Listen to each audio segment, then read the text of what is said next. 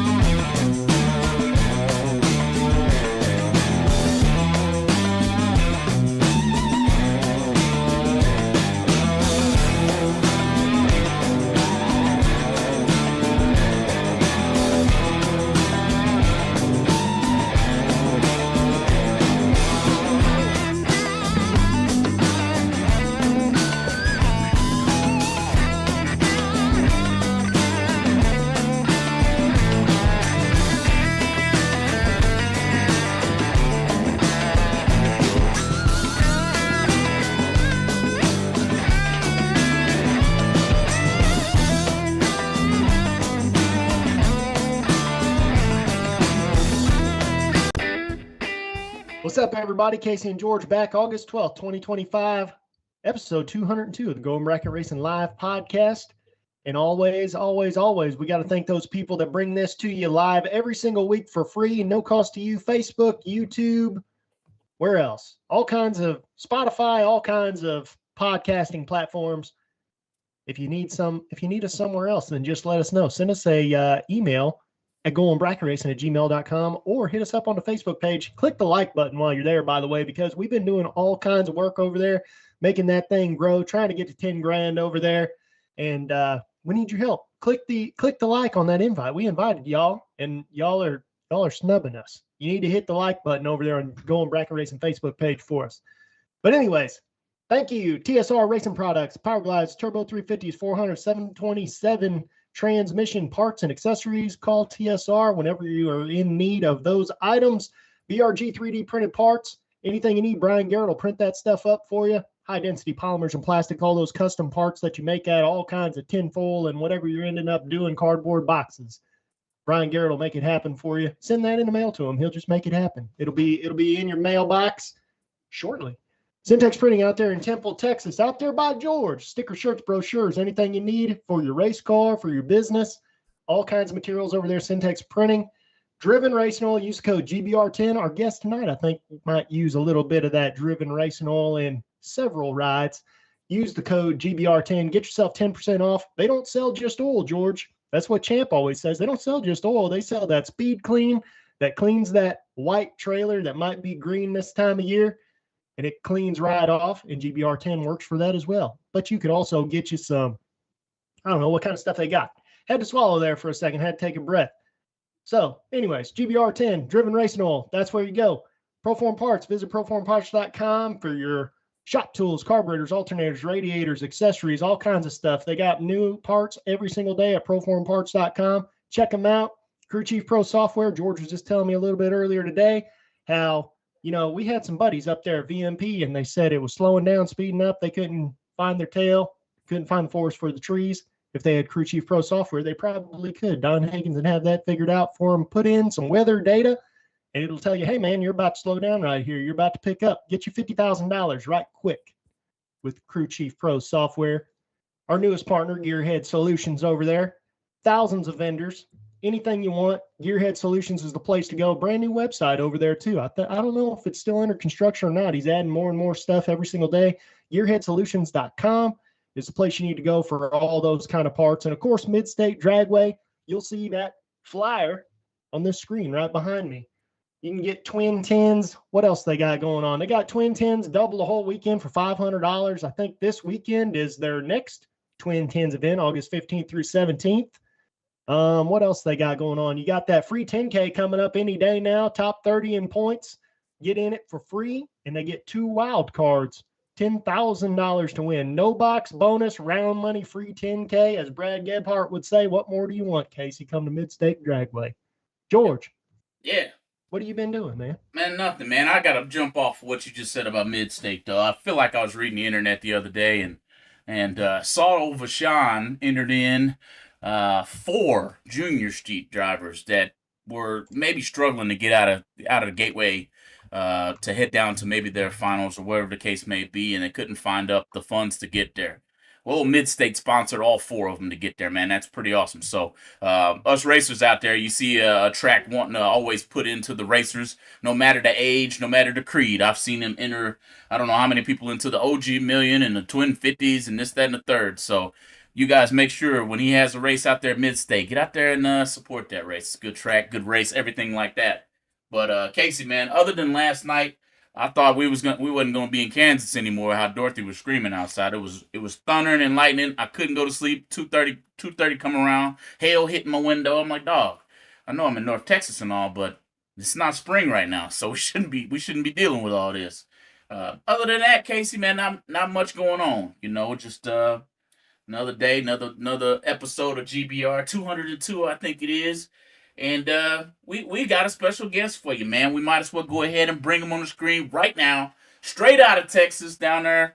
I don't know if it's east, north, west, whichever direction it is, Jacob. Texas is so big, it don't matter, man. You in Texas, and that's all that matters. Welcome to the show, Jacob McNeil. What's up, brother? What's up, man? How you guys doing today? Hey, I can't call it. I don't know about Casey, but so far so good, man. On the Yeah, right man. side of the dirt. I heard that. Oh yeah. Thanks for taking out time out of your day to join us for this episode. And guys in the chat, make sure you keep those questions coming. We see them. Make sure they roll through. You got any questions? But Jacob, man, we're gonna start off with kind of a meet the driver. You know, a lot of our followers are kind of all over the country, several even out of the country. Jacob, man, how did you get into this sport? I don't care if it's pro mod. I don't care if it's bracket racing. I don't care if it's top fuel. How did you get bit by the bug of drag racing? Man, when I was a kid, man, I was 2 days old. I was born on a Thursday, went on a Saturday. And man, I just never kind of stopped. You know, my dad raced, you know, my grandparents too, my cousin did a little bit, never, you know, just big time stuff. It's whatever we could put together, go to the racetrack and have fun with. And then basically, man, my life really is like you ever seen that show Ricky Bobby Talladega Nights? Put it in the drag race, and that's basically me. You know, I'm just kind of going up, wanting to go fast, race what I could, got what I had, and then now when I, you know, kind of growing up, you know, established myself a little bit to be able to have my own cars, do all my own stuff, and man, I just haven't looked back. Man, that's all it's ever been. You know, like I said, bit by the bug. It's a bug that never goes away. You know, it's that whole saying. People like, man, drugs are cheaper and better, but man, at this point, I have a drug that's non actually addictable to get away from with this racing bug, man. So it's every time I leave the track, I'm looking forward, looking at my calendar, when's the next one. So, man, it's pretty good deal. Sounds like the rest of us, man. I mean, the list goes on. And to be honest with you, until I just happened to look the other day, I didn't realize that I don't know if it was the house car whenever you were driving it or if you bought it afterwards or whatever, but I didn't know that House Phantom car was you all those years. Yeah, the orange car. Two and two together. Yeah. Mm-hmm. I never put that all together. So I guess tell us what all you have now, because I know, like, obviously you've driven fuel cars for Palmer, or you have your own team or whatever, and you got the CUDA and you got still bracket cars, and we saw you bracket racing last weekend. And what all do you have right now? Man, I would say I still do the CUDA stuff, and I've got a bracket car with me too. I got more stuff in the works that I kind of can't release yet until we get pen to paper, all that kind of stuff. But it's coming for the end of this year. Towards the end of this year, we got a couple races we're going to do. But no, I'll always have my bracket car. Man, I'm a born and bled through everything bracket racing in the world. I'll never not bracket race. You know, it's just, you know, what it is and all that stuff. And then the CUDA is my bread and butter right now. I mean, if you ever get a chance to drive a freaking huge supercharged door car that runs over 200 miles an hour, I don't ever pass it up. It's a handful, but you'll never not want to get in the car after that. Like now, man, even going from, you know, when I drove top fuel, I got in the bracket car. It's just like, I thought my bracket car was broke because the thing was just going so dang slow. And then now from going from the CUDA, how it's just hearing the supercharger scream, driving, having the wheel in my bracket car, I can literally just stick my finger on top of the steering wheel and let it go down the track. It's boring, you know. But man, it slowed down my finish line driving a lot, and me like in the car of process of what I got to do from jumping to a really fast car into a bracket car, which I mean, still, my bracket car goes 430s. So I mean, it's still okay, but you know, there's a huge difference from 430 to 360s. I promise, especially going from a door to a dragster. Well, that's what I always thought about Langdon, because, you know, Langdon, I mean, he just won some big race the other day. Yeah. And I was always thinking, like, what Langdon's used to going, he goes faster to the 1,000 feet. I mean, obviously yourself as well, faster to the 1,000 feet then he even gets the 8th mile running a 420, 430 NA single carburetor dragster. Oh yeah. And I always wondered how much easier that makes it, just perception. Oh, bro, it slows it down so much. Yeah, fast I've been in a 8th of mile is 294. You know, Mhm. my bracket car goes 160. So I mean, it slows my perspective way down, or I can see things a little bit better. You know, it still happens so quick. You know, people at the big line say, "Oh, I can see 002, double." No, dude, anybody tells you that they're full of crap. I'll tell you Right. that right now. That's what I've They, always as, said. as you're coming on it, yes, you can judge what you're doing, how, and make the call. But seeing that say, "Oh, I crossed 002 in front of him," your eyes are darker brown than mine. Yeah.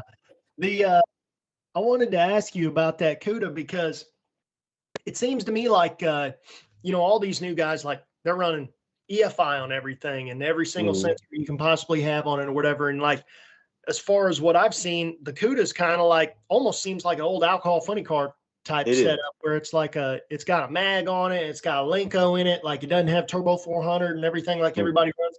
So what's your thought on that? Or is it just kind of like, that's what it was, and so you got one and here we go?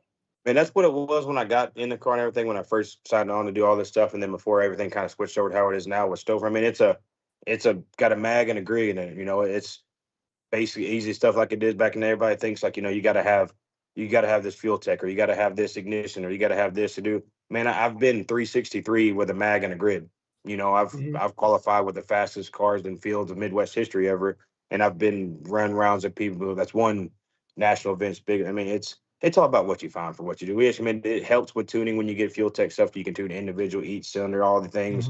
Which when with the grid and what we have now, we've got individual ports. We drop, jets and stuff in and change and do all that. But man, it's each of their own. You find what you do and all that. So because my crew guys, they're top fuel guys. When I started big league racing, Rick and Joe were on the top fuel team I was on. I met them, we became friends, and they've stayed with me. And that it's in their element. All they've worked with is mags and grids and done. So I mean, it's a pretty neat thing for us. But man, for being that, for what it is, man, it's like everybody, everybody gets a turbo car, they'll make it work, or a pro charge car. It's just what you find that works, that I can go out there and haul ass with, because that's in that class, that's all you have to do is literally just run the living crap out of it to see how fast you can get it to go. Right. And Scotty Cannon, the hero, the king of pro mod drag racing, period. Hands down. I watched him on an interview one time when they were talking about Bubba's car, and he said, we don't have the power that, these big pro line motors and everybody has. He said, we probably have 3,500. They probably have 5,000. But he said, in an 8th mile race, if you know how to use the 3,500 properly, you don't need 5,000. If you're running quarter mile, you need 5,000, because that's why I've always told George all the time. I said, you notice Mickey's car wheelies about the mile an hour cone? That's because that's where he throws it all in, but you're not making anything up down there anymore. It's over. No, not at all. So that's what usually, I have a tie dry system, with the Tuteros. Yeah. All that I have, that's what's in my car now and all that. Usually after the first probably 1.4, 1.5 seconds in, you just carry it after that. You make that up and that thing just totes what you got all the way to it.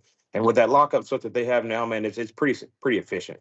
Because I've got it's everything a tie drive is, basically just let you be able to use a converter, trans brake, all that stuff with the Lenko drive system, and it's, dude, if you ever around where you can look at the inside of my car and look at a tie drive and how everything's set up, dude, you look at it and be like, it's pretty cool. It's pretty neat how everything's set up in there. Is Ty like the nicest ever guy? Because he seems like the most soft-spoken pro mod racer I've ever seen. Dude, in my Ty life. bullies me all the time. Really? And he's half my size. He's funny as hell. Like, he's a really good dude. Like, we have a really good time, because him and his dad, man, I love them to death.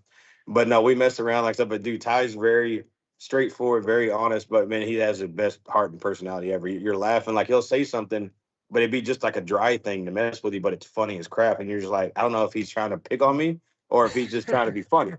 Because, he comes over a lot. He tunes one of my teammates' cars all the time, and we all pick together. Because, Rick, one of my crew guys, works with them on IHRA teams, that stuff that Todd and Ty Bees and all that. Man, he's helped me a lot, but he's guided me a lot through a lot of stuff. And man, sometimes he'll look at me and say something like, why are you doing that? Because, I mean, dude, if you learn around racing around me, either I'm going to do something and it's going to be badass, or you're going to do it like, dang, that really didn't work. But it sounded right in my head, but it really didn't go off. He'll look at me like, really? And I'll just smile and keep going at him. He'll just dog his head at me. But dude, personality wise, man, he's awesome. He is like soft spoken, but you get him riled up, he's a lot of fun. Cool, man. Hey, so yeah, of course, this is Going Bracket Racing show, so we'll go back and forth, guys, in between different cars, this, that, and the other. But one thing I really want to talk about, or at least question and get your thought process on, Jacob, is seems like there's a lot of bracket racers, or more and more each day, showing up to these professional classes, moving a little bit faster. Tell us your thought about bringing bracket racer mentality to the professional categories, kind of more the pro categories. I'm sure you take many tips and tricks that you've learned on the bracket side.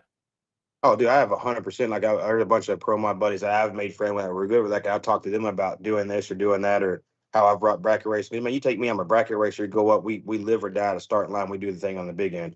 Like, dude, if you take a bracket racer like me that tries to set up from 002 to 007 every run, and you throw him in a pro mod car where you're still letting go of a button, because bro, in the left lane, all I can see is the top bump, and it's like half of it. So that's the same thing as I would letting go of the dragster. So that relays it over into, like, you take somebody in their element that's used to cutting your neck on the tree, put him in a car that where if you can get somebody on the tree 90% of the time, you're going to carry that off and win. So it's a really big thing to go from staging, because with those precise staging, you can kill two numbers just how you stage, from being deeper, shallow, and all that kind of stuff. So when you roll it over, and if you can do the precise stuff, release everything the same in that, man, it really, really helps on the pro level. Because if you look at a lot of people, everybody like, oh, everybody on pro level, they can't drive. They just got all this money. They got all this. They're just, but no, you take people like, well, I'm not saying like me, because I'm nowhere near anybody's level of money, but like me that goes nothing but bracket racing, take me into a top field car, put me into a pro mod car, I do nothing but go after your neck on the tree every single time.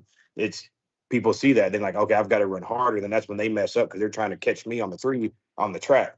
So then that's when it messes up and them shaking it. It turns out a pretty good deal for us. Like this last race, and I was 7-11.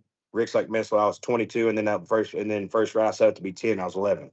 So I mean, it's when you do that constantly through a pro mod deal, it comes to bite you, and people realize that pretty quick.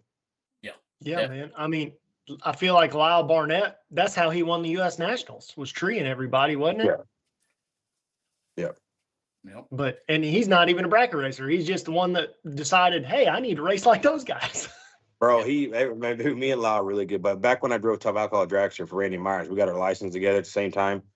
Bro, he's a character. He's a funny dude. And but when you enter 8 classes a race, you're gonna get good at the tree eventually. Yeah. That's true, man. That dude is a wheel man. Driving mofo. He's a driver.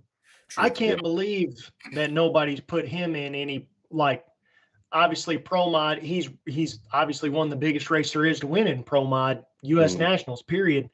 I can't believe he hasn't ended up in a fuel car yet, to be honest with you. He'd be a perfect funny car driver. It's really hard. Like you took me in the top fuel. I averaged a 40 light, and I only drove on 1 year of doing it and throw me, and I was my rookie year.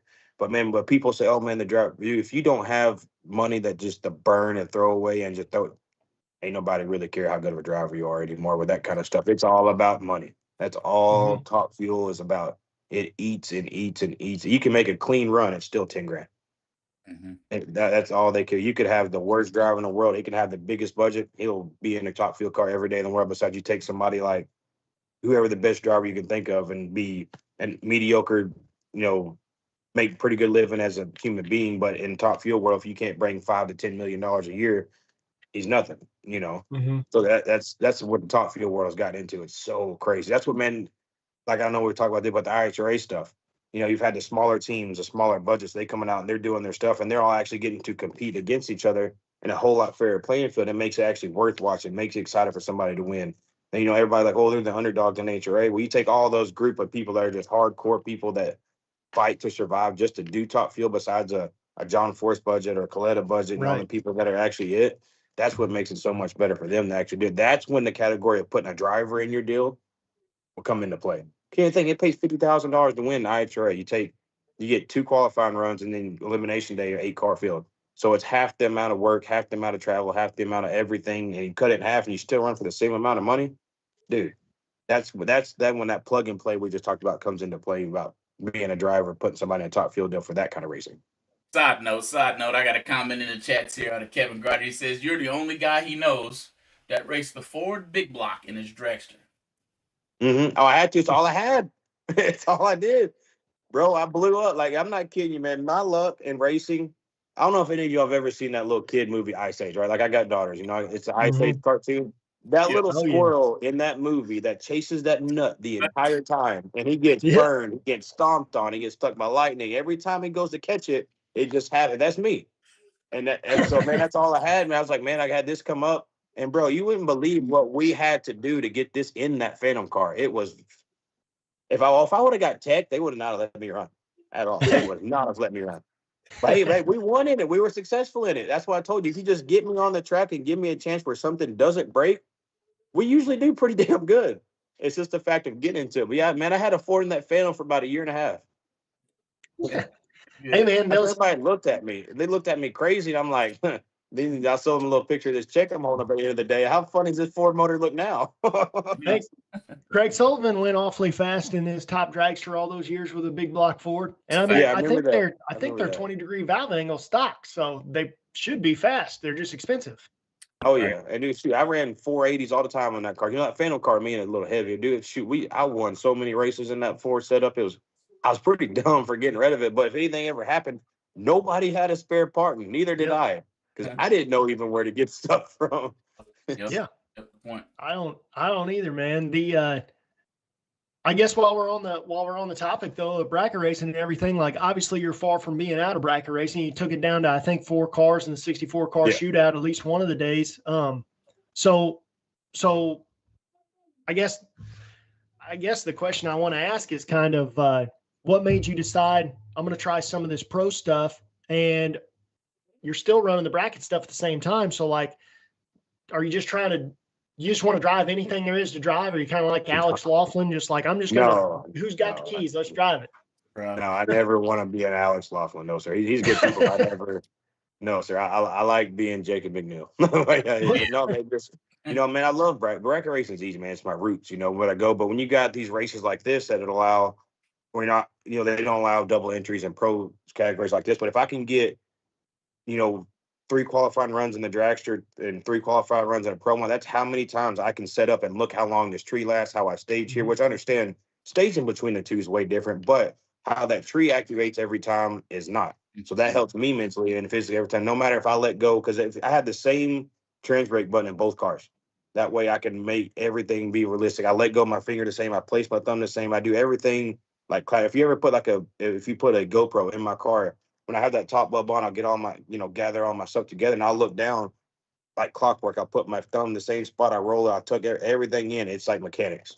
That's what to be the most consistent I can have. So if I get 6 hits at a tree, and I go up here for I wasn't pro mod. I was 7, 10, 11 in a pro mod car. Then on the dragster, I was 001, 003, and then the first one I don't remember what I was for. But then in the semifinals, I was 004 red. I got immediately out of the pro mod car, changed suit, drove right up there and got in the drag. So I was just all hyped up and everything on that. But man, it helps you. The more hits you can get at the tree, the better. It's just like anything. The more reps you get, the better you get and everything like that. And then once you get comfortable of going back and forth between, man, I try to be in my life. One of my goals in this whole race career before I ever get done, somebody look at me like, you're a driver mod. Everybody's like, oh, I got a mod, I got supercharged, I did this to make my car better. I want to be able to be that part where somebody could look at me and be like, you're a driver mod. I called you because this is what my car needs to be able to get down and go and all this. So that's one of my goals to be before I quit racing. Which hopefully I don't ever quit, but to a point I get to a point where I don't, Yeah, and the thing is too, in those pro categories, that at least not everybody anymore. It used to be if you were a guy that could go up there and be 20 or better every time, you'll have 300-400s on the average guy most of the time. And that's still time to time the case. But, ultimately, I don't think people realize who've never really ran pro tree stuff. Like when that other guy stage, you better be ready right now because it's coming right now. There's we got to get up on the 2-step and everything else like that. And if I'm 20 or worse, I'm kicking myself. I've been worse than 20 twice since I first let go of a button in the pro mod. And I can't do that. Nope. Because I was talking to George about it earlier this week. We were actually talking about one of the runs you made where you had to pedal it. And I said, yeah, unfortunately, whenever you pedal it, those cars are going so fast and they make so much boost, you lose all your momentum. If nothing happens to the other guy, it's over. As soon as you have to pedal it. 8th mile racing, that's why it's so exciting for pro mod 8th mile racing. Just watching it even, because everything matters so much more. And the wallet doesn't matter as much as the driver and the person who's tuning it, getting down the track, because quarter mile, you could pedal it if you have a 5,000 horsepower car and you got a good scramble, you can catch back up. You know, it's kind of like round track racing. You got a lot of laps to screw up before you have to do it right. You know, Yeah. You can take the last 20, and Earnhardt always came back from nowhere all the time and won everything. But the thing is that's what's so cool about pro mod racing, in my opinion, right now, is just everything matters so much, and that's why the racing is so good. It does. That's why I try to give my guys the best driver on there. That's why I tell them every time. It's not being arrogant or cocky or whatever. I tell them every time, I'm giving you the best driver on their property. Go out, run their crew chief, and ain't nobody going to beat us. You know, that's what I try to be on my end, which I am not. Which I mean, I'm still new, but I try to be. You know, they look at me like, damn, I got Jacob. That's what I in their head. That's what I try to get to. You know, to the point of like even if we've got him by 300 or 400, but if I don't get on the tree, he's going to be on the tree, and we're going to lose. You know, against one of them teams that's got these big Noonan motors or big, all this kind of stuff. If they're not there in their game, I'm going to let them know it really quick. Yep, I think that's a bracket racer's mentality in itself. We jump in those bracket cars, man. I'm coming to hunt everybody's head down. I'm trying to beat everybody on the tree. If you pulled up next to me, I'm going to be, if not better than you, right there with you on the tree. That's just the way I play. I feel like that's what you're doing in Pro Mod too, man. But hang in there, guys, because you know what time it is. We're going to give our marketing partners a few seconds of your time to talk to you about their products and services. We'll be right back in a brief second here. Like and share. We'll be right back. BRG Motorsports 3D printed racing parts are able to provide you with whatever you desire to enhance your drag racing operation. Items like safety belt magnets, nitrous bottle holders, and even quick release delay box mounts are able to be obtained from BRG Motorsports 3D printed racing parts. Have a look at top selling items such as helmet hooks and steering wheel hooks, which are proven to make it easier to maneuver throughout your race car. You can contact BRG Motorsports 3D printed racing parts at telephone number 765-729-1177. When you're in need, don't settle for less. Proform Auto Parts, you've chosen the best. With all the building tools, we take the lead. It's time to upgrade your ride. We've got what you need. Carburetor scales, radiator systems. Proform Auto Parts, we got what you're looking for. Wedge locking bolts, dress up parts, roller rockers, and so much more at Proform Auto Parts.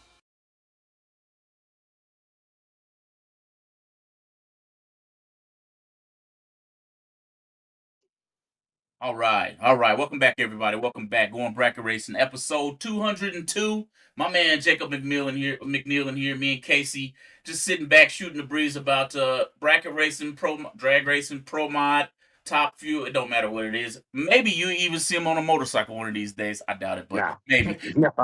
Hey, special shout out, Proform Parts, Ken Jones Performance, Crew Chief Pro, Team 14 Motorsports, VRG Motorsports, 3D printed parts, Syntex Printing, Mid-State Dragway, Driven Racing Oil, TSR Racing Products, 8th Mile Apparel is getting ready to get cold out there. I'm about to order my hoodies right now. I need a couple new hoodies and a couple new hats, and they're going to be on the way from 8th Mile Apparel. If you need anything, head over there and load your carts up, guys. But a special shout out to those guys at Your Ad here as well. That's George and Casey. If you'd like to get your products and services out to the bracket racing community, drag racing community as a whole, look no further than goingbracketracing@gmail.com. Either Casey or myself will definitely like to speak to you about getting your products on this show. As we continue and moving forward, we're going to have to broach the topic of something that I feel like any drag racer, period, right now, probably has this thought process.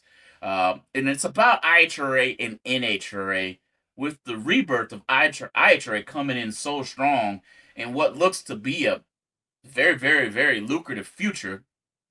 We're just trying to get your thoughts on that, about what you think about the difference in between the two. Is IHRA going to, number one, give NHRA the run for their money, or two, make them step their game up? What do you think, Jacob? They're going to give them a huge run for their money. Because right now, man, I've been to both pro IHRA races, both of them. Man, before I even got to meet, I knew about, I know Doug Foley Jr. really well. We've been really pretty good friends for a long time. And then I had ice in my trailer every morning. Didn't even need it. Whether I needed to ask or not, they dropped it off. Hey, man, we need this or this. I'm like, what do you mean? We're here dropping ice for you. I looked at them. I thought, I looked at my crew guy, hey man, you guys order IHRA? They're like, no, we didn't. And they do that just on free will. And the fact that they feed us, not just here's some chips and what. No, they feed us. Like me, I eat, and they have some good food, and they feed us really well. And then man, like every time after I get done on the big end, they're always, hey, how you doing? Make sure you're nice. Just ask me about the run and stuff. And they roll my chutes up for me, and they hand me a water. They talk everything, and man, they're really it's a really good home based facility deal. Man, they care. And like I said, everybody's like, oh, the big payouts are only going to last. I've won quite a bit, with round monies and qualifying money, and then going deep in the bracket. I've won, and every check is cleared.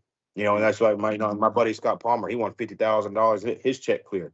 Ain't nothing, And then a friend of mine just now, semifinal. Everybody, like everything that they have said, they're doing. Which I understand sometimes, like, oh, hey, we did this. It takes a little bit of time for it to come off, but if you just let them keep proving themselves like you would any normal human being, hey, let me give me the time, the chance to prove myself and let it go, bro, they are going above and beyond. I feel very much at home. I feel comfortable. I feel, man, it is a badass place to go. For them versus, I've raced NHRA races, I've run top field, I've run division races, I've run bracket races, finally right now, they're very, very big, two different worlds right now. You got one that's, top dog, sanctioned body forever and all this kind of stuff. And then you've got another that I'm not saying HRA doesn't care about their racer, which they do, they make sure safety, they do all this, but the fact that I go there and we spend our money with this guy and he spends his money back to us and has all these things that you couldn't ask for a better feeling. You couldn't ask for a better hospitality. You couldn't ask for somebody that cares about the track. Like the dude takes his helicopter just to help and drive the track. Like, yeah. Like, dude, come on, and it's just cool, and it's an awesome place to live. They got fireworks, they help fans, and like one day, and nowhere else, I know nowhere else does this. I've run just about every sanctioned body out there, and it rained out, and the next day they let everybody in for free because it's not the fans' fault it didn't rain and all stuff. And they're not here to just collect all your money hungry and tell you go piss off and go somewhere else. They're here to, it's any business. It needs to collect money to survive, but they're not scared to put the money in to have the racer and to be able to spend your money with them. Like with Pro Mod, bro, we spent $500. I just ran for $125,000. Yeah, that's unbelievable. Make that make sense why there was not 85 Pro Mod cars. The fact that people are on the fence or like this, or like even like the top field cars. I get everybody's old big dog diehard NHRA fan. If you've not seen those Ironman trophies, those look badass. Yeah. Like for a top field entry, what it is. And you win $50,000, you only have to make 2 qualifying runs, and it's an 8-car field instead of a 16-car field. So it's a quarter of the budget, and you still run for the same amount of money. You're catered to. You're not all this, and this, and you're like if something happened at the big end, they're checking what they're supposed to do, but I guarantee you IHRA would not fine you or take a win away from you like NHRA did Sean Langdon for a freaking bell housing bolt. Right. Like, let me shake you with 12,000 horsepower and see if you got a few screws loose when you get done on the big end. And for that stuff. And they care about the racer, man. They made stuff extra done. They're doing the extra. They're going above and beyond. They're showing that this can be a new home and place if all the Cheeto licking, tards would get off the internet and like, oh, they have opinion about this. They have opinion about that. If your car is not there, and you're not racing, supporting, and seeing what it's like, you need to shut up. Yeah, and I think that's why we asked you too, because you've been there the whole time. You've been to each one of these things, and we're only on the outside looking in, even though this is basically what we both expected, Casey and I. Yeah. Getting an inside look at it, and from the not even the opinion, from the actual, I saw this with my own eyes. Yeah, like I've been to every race. Yeah, that customer centric seems to be really, really vibrating through the waves of the social media. There's even the meals, the ice, hey man, if anybody just said, hey, what's up, man, you good? That's huge. You know what I mean? And they do. They care about it, man. Like even on track stuff. Like I was got there, me and my guys, like I say, we're top field bred. They like Rick and Joe's top field their whole pro lives. They check the track. They do this. We see this. We go and talk to somebody. We'll say, hey, man, this don't look really safe or right, even for like a bracket car. They don't just like, oh, no, so I'm going. No, they actually go out there. They look at the tracks. They take the time to do it. If we have questions throughout the race, they answer their phone. They don't just, put the voicemail until Monday. They're taking the time to actually care and do about the race. Besides IHRA and the Midwest Series, I haven't yet found that kind of home place to want to go yet. And, to run a Pro Mod, it's costly, to do all the things, you got to think every 15 runs you get rods, every 20 runs you get tires, every so many runs you got spring. You know, it's not just a bracket car you put fuel in it, make 500 runs. You know, and you go to things, you have to have a crew, you have to do all this stuff. You spend the money, but here you are spending the money for an entry fee. Bro, I have to pay $500 in entry for Pro Mod, right? We run for 50 grand. I get 10 crew bands, I get park for free, I get to do all, and they like, there's so many things somebody charge you just to park on their concrete, or park on this. No, you get in, your family gets in, your crew gets in, they take care of every ounce of it. My hats are, as long as I'm able, I will support an IHRA race 1,000%. If there's an IHRA race, if you were to ask me right now, there's a $50,000 race, IHRA Pro Mod race, and there's a $50,000 NHRA Pro. But don't get me wrong, I've been diehard, but I've got wallets, I've won championships. I have so many good friends on the NHRA side. But as a racer standpoint, no if and favoritism, just asking me to be bluntly honest, I'm going to go to the IHRA race right now. That's 100% what I'm going to do.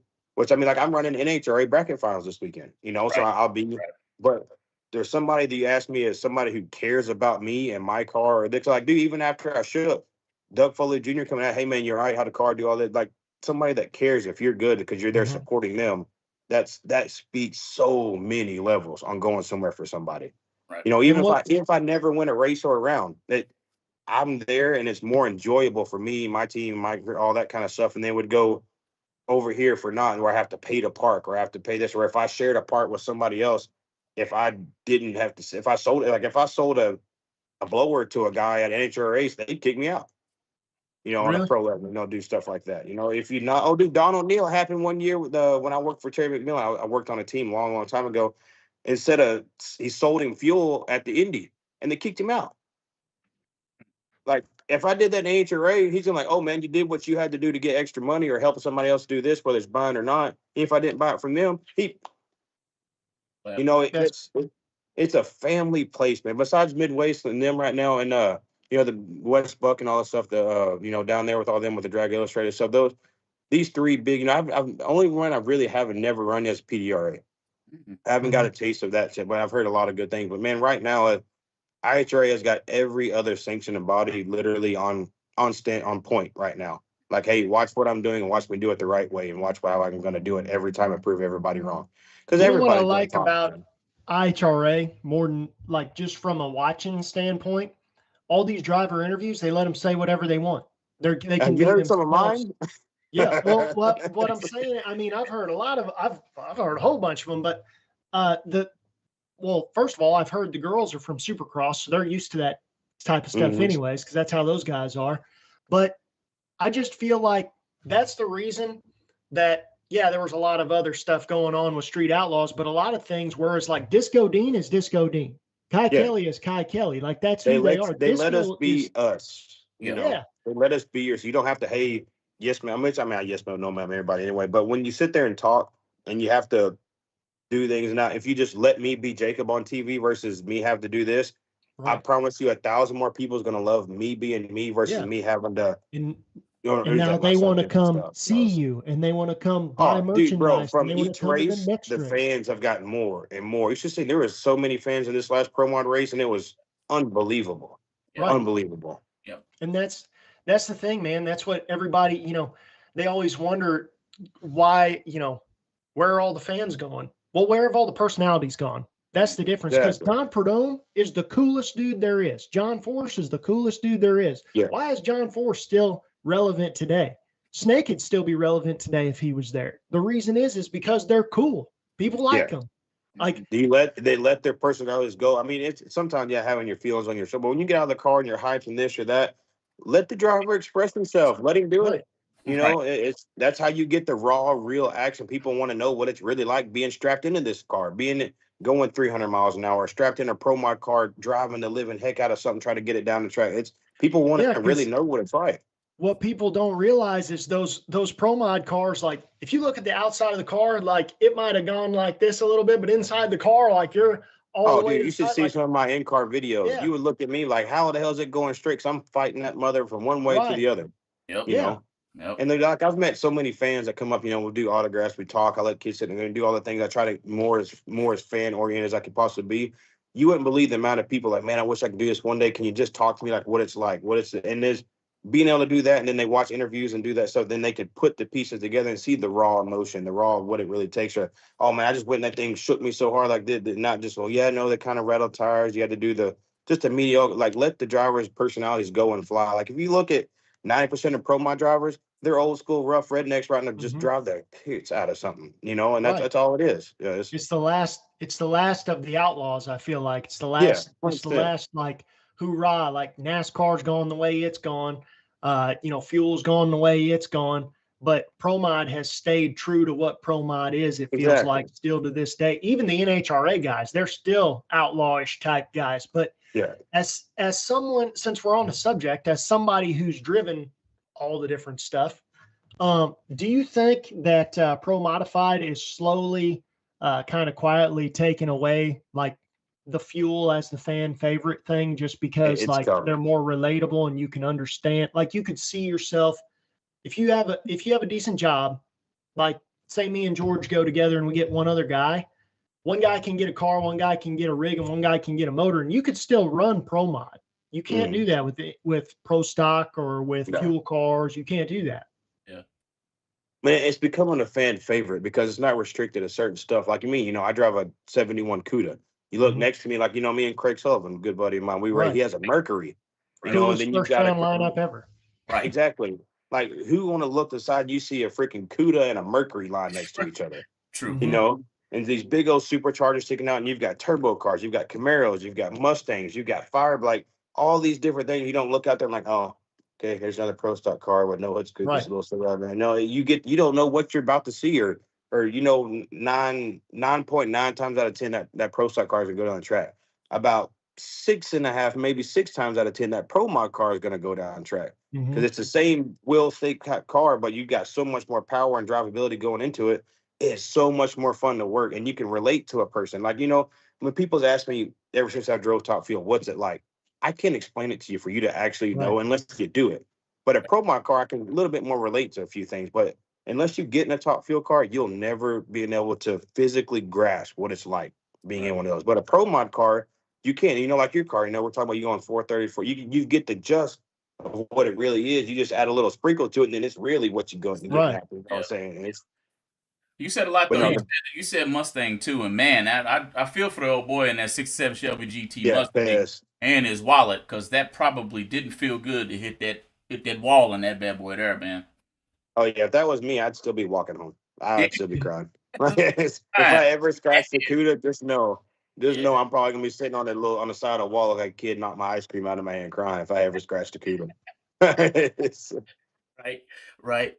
So, no, man, tell us a little bit, though, and we kind of touched it just barely.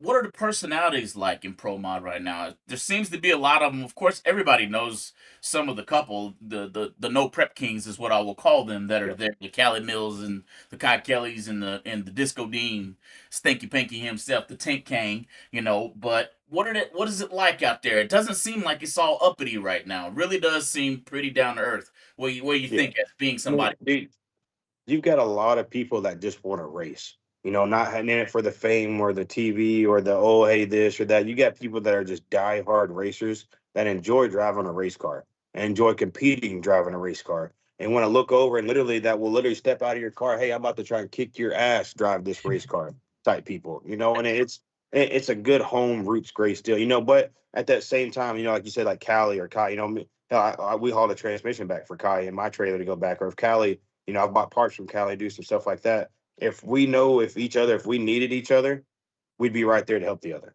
Right. Regardless, even if we had to race each other the next round, I guarantee you, if you go message Kyle Kelly and ask him, hey, if you and Jacob McNeil had to race in the finals and you had to go help him for him to be able to make it, I guarantee you, him putting this out, they're all going to be there to help me. I would know without a doubt. I could call the man right now on my phone. We would be there. And so with the Mills, I'm really good friends with them.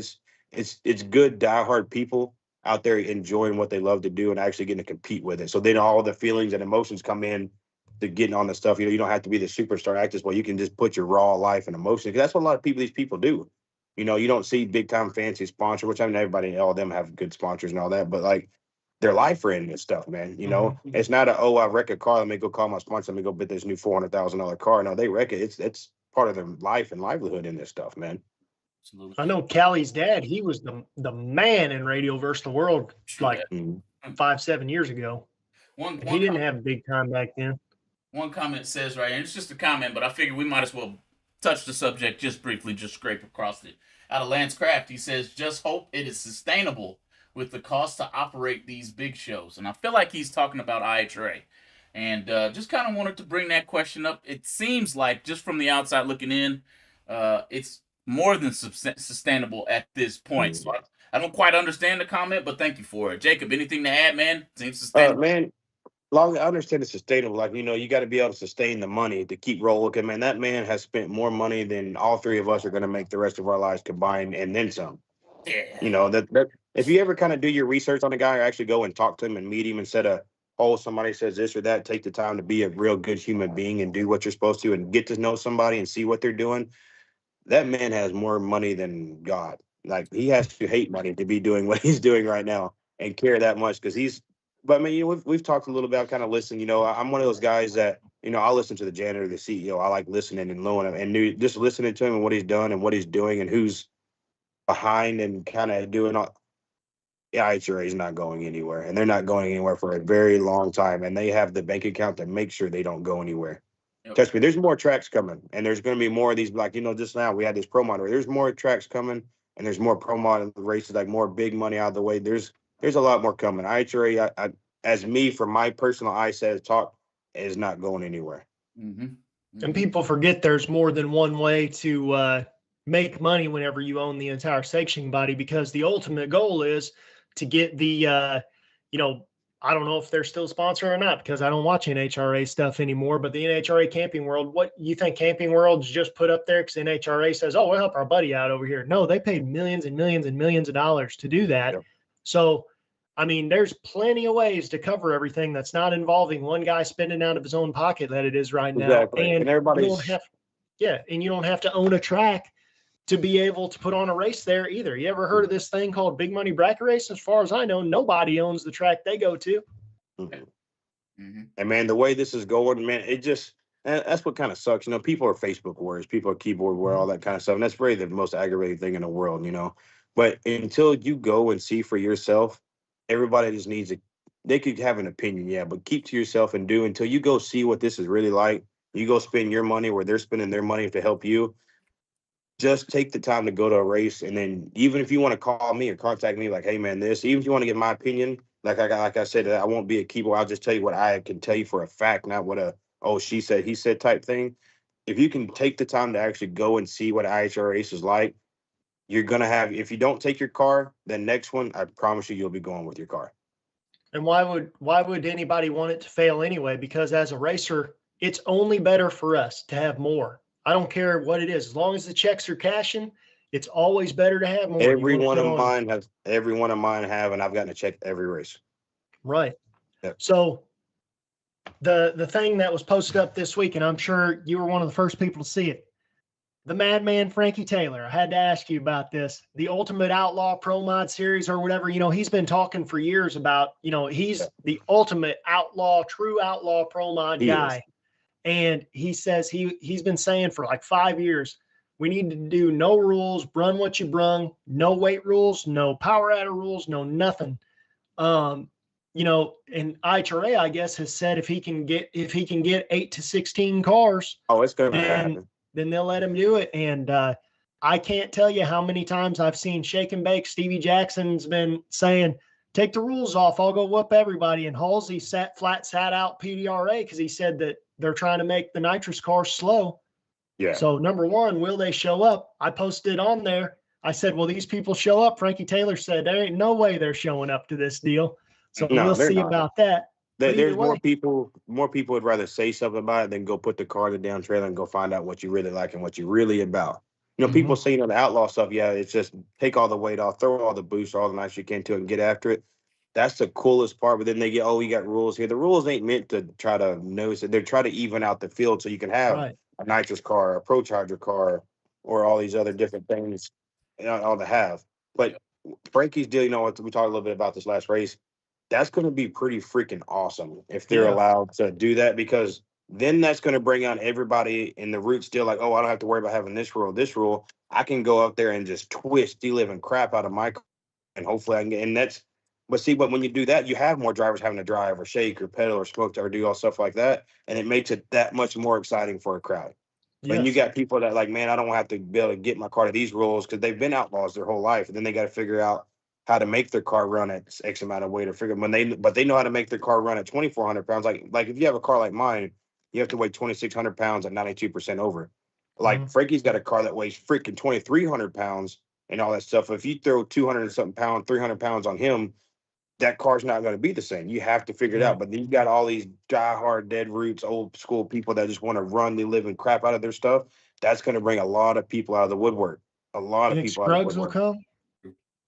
You think?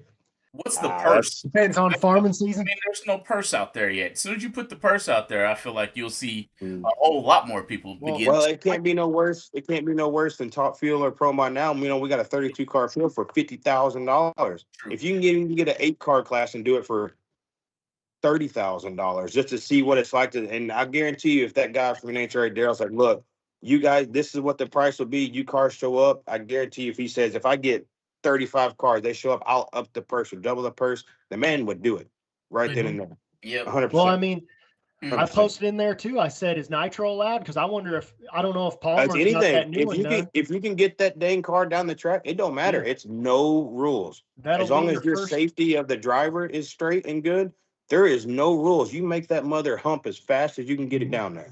Well, Frankie was the first one to go 350s, first one to go 340s, and he probably wants to be the first one to go 330s before it's over with. If that happens, oh boy, I mean, that's gonna be a. don't you think that if they really do this, don't you think that someone will go 339? It'll have to be in a That'd be the dream. goal. It'll have to be in a dream circumstances, right? Everything. good right? air like crazy. Well, if they do it at Galat, that's November, first week in November. The air should be good. Because you got to think, there's a dude that was down in South Florida went almost 300 in a Pro Mod car. He went like 280 or 290, and it And it was completely caving in. crushed. Yeah, it crushed the car. So Yeah. they're not built as like, our front ends are clips on and off. They're not meant to go 300 miles an hour to 280. I was But man, there'll be a lot more. I think a low 340 is possible. 100%, like 1,000%. If you can get somebody in the 330s, it's going to take one of those bad mother effer crew chiefs that do all their stuff, and it's going to take a few motors, and you sitting there just hammering on that thing until you. Well, figure it out. here's a question though that I don't know. I don't know if they would have to necessarily have at least one rule, but are they going to do it on slicks or radials? Because I feel like you got to almost do it on radials if you're going to do the 339 thing. No, it'll be on slicks. We did talk about it. It'll be Pro Mod everything, but Yeah. it's run what you brung every, like what they mean no restrictions wise is like weight, horsepower scenarios, all that kind of stuff. Yeah. Bring a Pro Mod style car with slicks on it, and that's the rules. And there's nothing else. If you can make it 500 pounds. You could run 25% nitro, 20% nitro on those things and still get away with it. We just gotta be careful.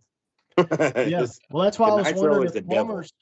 Yeah, that's why I was wondering if Palmer's new. What's he building, like 54 Chevy or something? Yeah, his Studebaker or old something? sideshow car. He's been working on it here lately, man. That thing looks freaking cool. If you ain't seen it in person, bro, that thing looks awesome. Like it looks really neat. Is he is he legitimately crazy? I mean, he just seems like the craziest dude out there. He's the calmest guy in the world too. It seems like, which I guess with all the stuff he's been through, he has to be, or he'd have a heart attack and been dead by now. If you don't think Scott Palmer's not crazy, you need to come hang out in a pit, because when you have the such thing as called as Wild Turkey Thursday and Fireball Friday, you figure it out really quick. And when you take Wild Turkey and chase it with black or with Crown, you got something little somewhere not right. Because man, my first ever Top Fuel race, bro, it's the funniest thing in the world.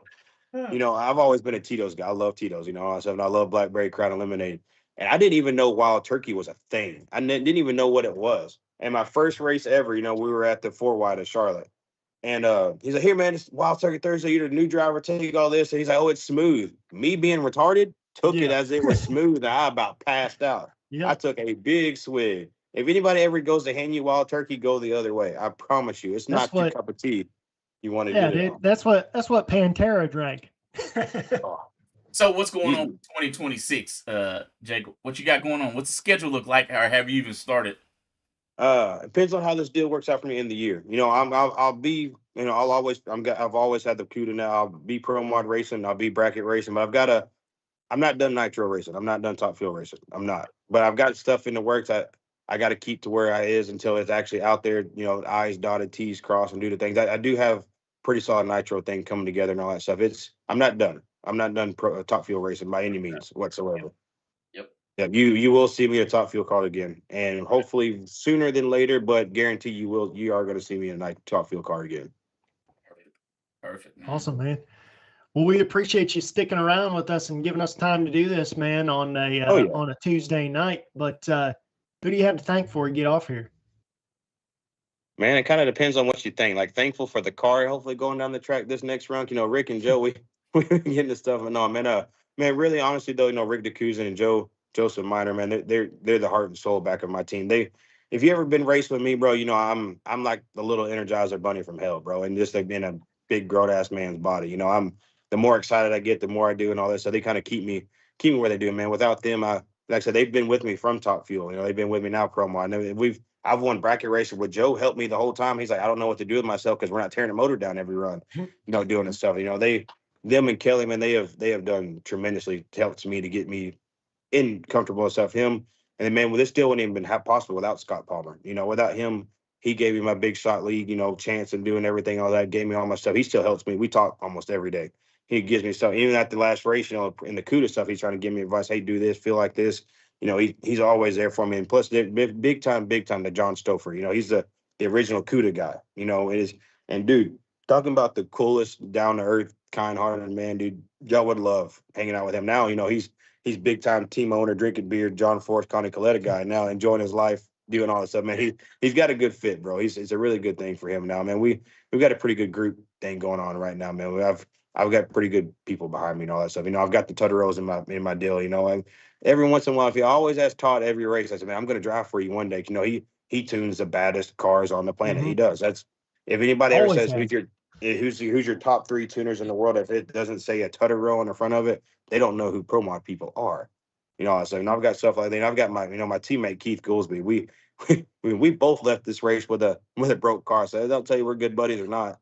That doesn't work out the way it is. But man, you know, it's really good people. Have a lot of friends. You know, I don't have a sponsor. You know, so I just, you know, we're pretty self-funded. Well, I mean, not pretty. We are self-funded. So I mean, it's good to have friends to do the things with you or not. You know, any day, even if you break a race car, it's better than a bad day anywhere else. You know what I'm saying? So it's a good deal. You know, I've got Adrian. I know you know Adrian Vales, man. Adrian travels the world. He works for me on the Pro Mod car. He works on my bracket car.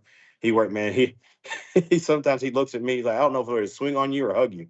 You know, we do a lot of stuff, man. We have a lot of good time, man. If I could ever encourage anybody to stop by and see us, man, we promise we'll take care of you. We'll have a fun time with the track together, man. It's a good deal. Heard that, man. Yeah, and I can vouch for that comment too, because I already did it once.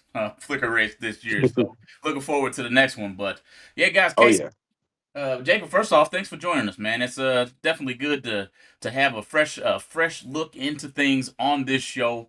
A lot of our guys are wanting to know what's actually going on. It's great to give an inside view of everything there. Casey, man, what you got in closing before we get out of here? No, man, I appreciate everybody obviously coming and visiting us and letting us BS with everybody, I guess, for another Tuesday night. 202. Always here for it. If you guys ever need me, I'm here for it. Sound good to me, man. So on behalf of GBR, we will see you guys next Tuesday with another episode. Be safe. Have fun. See you.